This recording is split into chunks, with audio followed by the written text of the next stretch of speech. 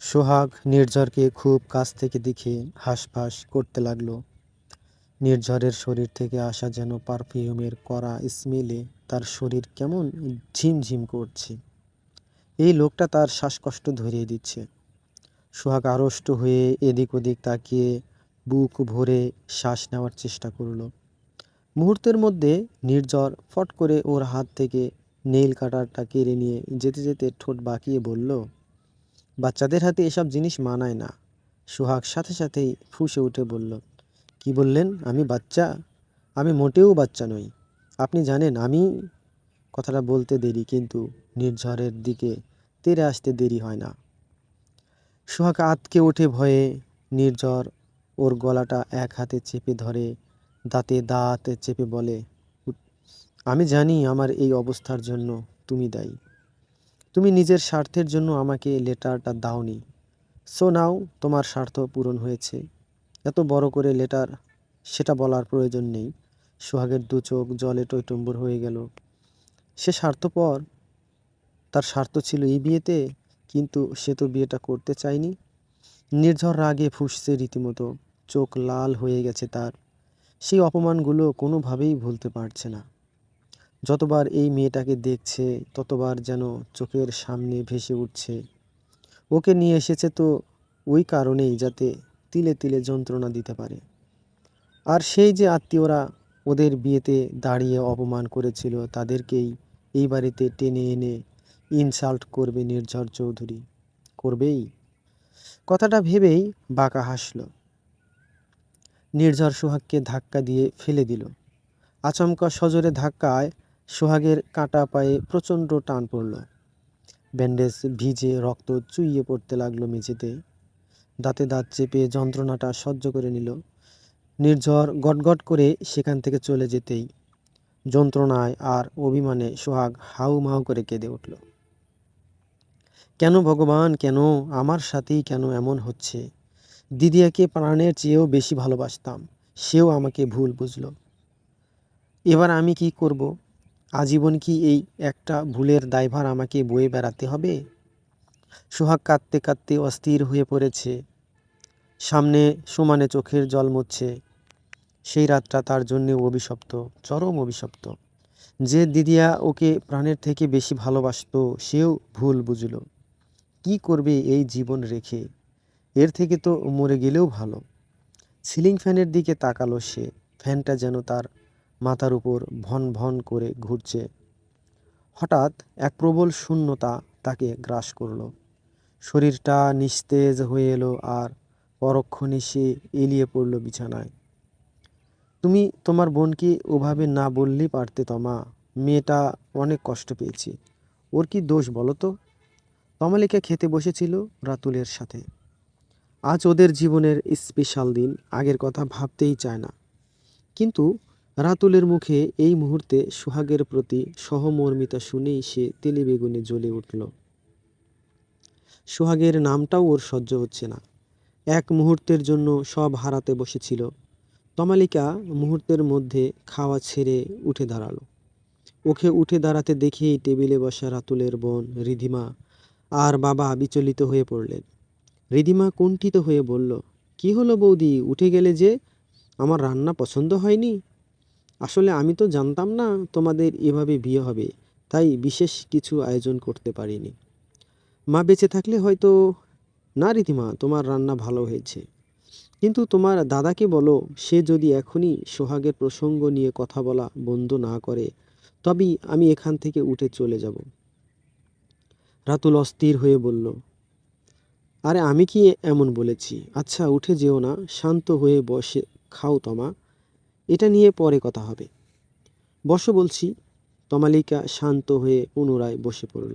তবে ভেতরে ভেতরে তারও কোথাও মনে হচ্ছে তার বোন এমনটা ইচ্ছে করে করেনি। সোহাগ তো কোনোদিন লোভী ছিল না। মন মানতে চাইলেও মস্তিষ্ক যেন সায় দিচ্ছে না তমালিকার। সে বারবার বলছে যা করার সোহাগ ইচ্ছে করে করে প্ল্যান করেই করেছে। যাই হোক, যা হবার হয়ে গিয়েছে, তাই ভাবনা চিন্তা ছেড়ে খেতে শুরু করলো। তার স্বামী রাতুল একজন প্রাইমারি স্কুলের শিক্ষক।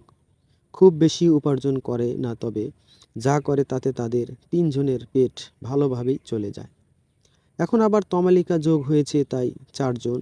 এর জন্য হয়তো রাতুলকে এবার একটু বুঝে শুনে খরচ করতে হবে। খেতে বসে ভাবতে লাগলো রাতুল, কি ছিল আর কি হলো, মাত্র একদিনের ভেতর সবটা কেমন পাল্টে গেল। তার এখনো বিশ্বাস হচ্ছে না তার পাশে বসা এই মেয়েটি তার স্ত্রী হয়ে গিয়েছে সম্পূর্ণরূপে। তমালিকাকে বিয়ের আশা সে ছেড়েই দিয়েছিল এক প্রকার। দীর্ঘ 10 বছরের প্রেম তাদের। সেই স্কুল লাইফ থেকে সে আর তমালিকা একে অপরকে ভালোবাসে। রাতুল বরাবরই পড়াশোনায় ভীষণ ভালো ছিল। তমালিকা সে তুলনায় মিডিয়াম ছাত্রী। তমালিকাই প্রথম থেকে রাতুলের মেধা দেখে তাকে পছন্দ করত। রাতুল অবশ্য সেসব দিকে খেয়াল রাখার সময় পায়নি। তবে ওই যে প্রেম বাতাসে ওড়ে, একদিন না একদিন গায়ে লাগবেই, তাই হলো। তমালিকা একদিন হঠাৎ সবার সামনে প্রপোজ করে ফেলল। প্রথমে রাজি না হলেও পরে বেশ দীর্ঘ অপেক্ষার পর সে তমালিকার হাত ধরতে রাজি হলো।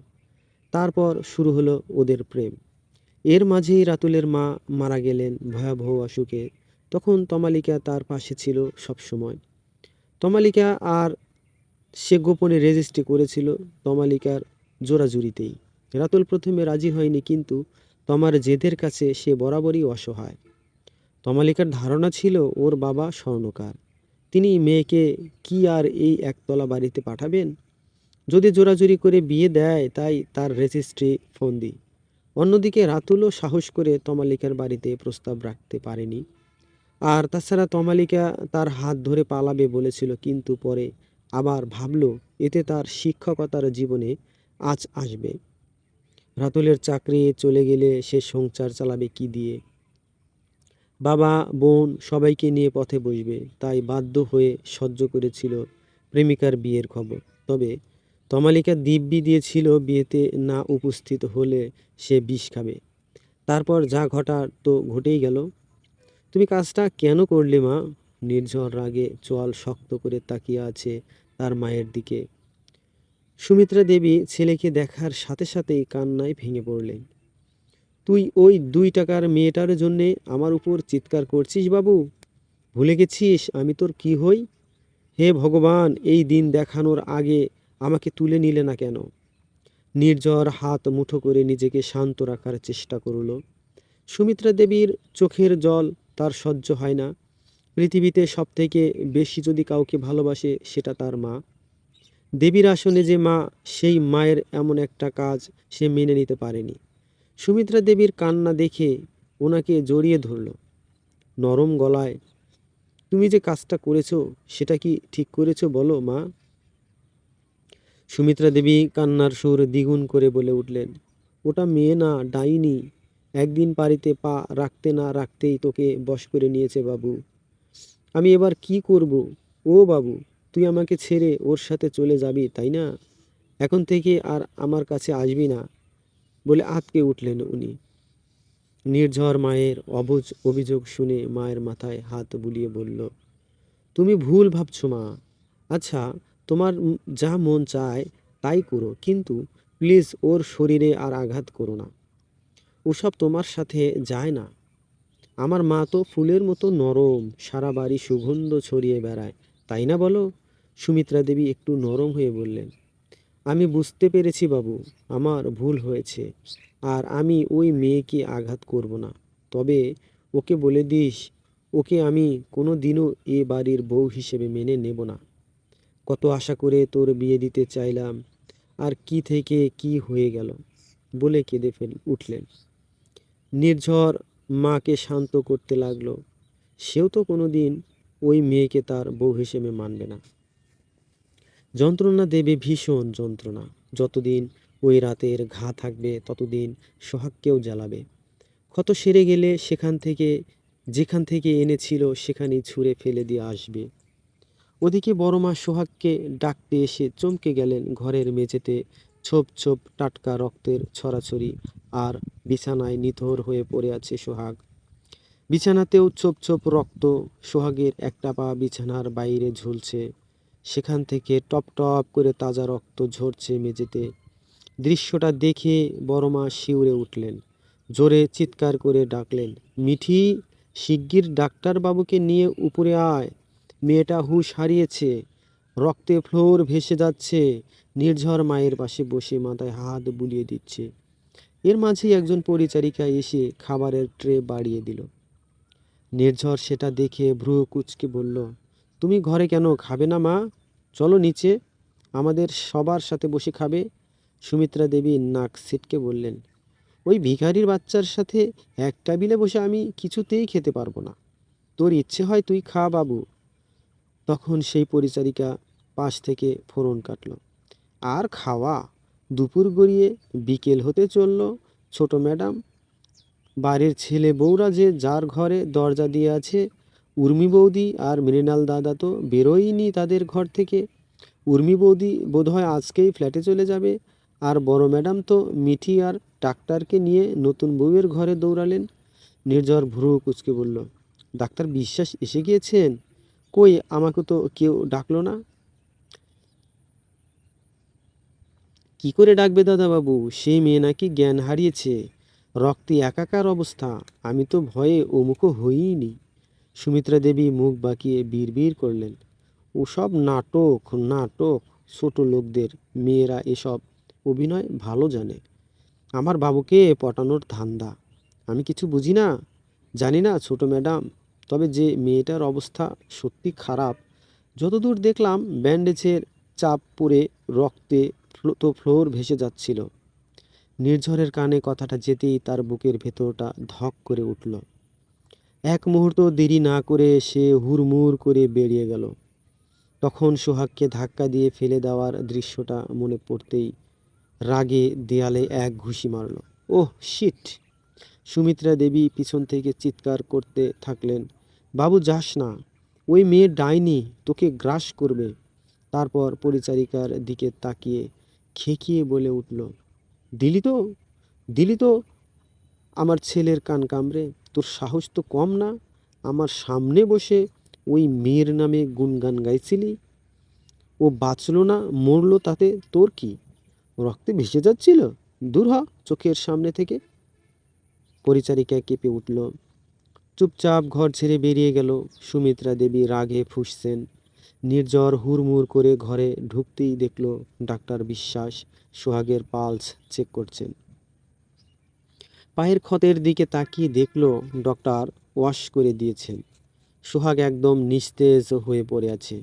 লাল বেনারসিতেও উজ্জ্বল লাগছে না, ভীষণ ফ্যাকাশে আর অসহায় মনে হচ্ছে। বিয়ের সাজ সেই কখন ধুয়ে মুছে গেছে। পরনের গয়নাগাটি এখনো কিছু খোলেনি। হাতে ক্যানেল লাগানো, স্যালাইন ঝোলানো হয়েছে। নির্ঝরকে দেখা মাত্রই ডাক্তার বিশ্বাস বললেন, নির্ঝর, তোমার ওয়াইফের এরকম অবস্থা হলো কি করে? নির্ঝর আমতা আমতা করল। আসলে সে কি জবাব দেবে বুঝতে পারল না। বড় মার সাথে সাথে এই পরিস্থিতি সামলে দিয়ে বললেন, আসলে নতুন বিয়ে হয়েছে তো, বাবা মায়ের আদরের মেয়ে।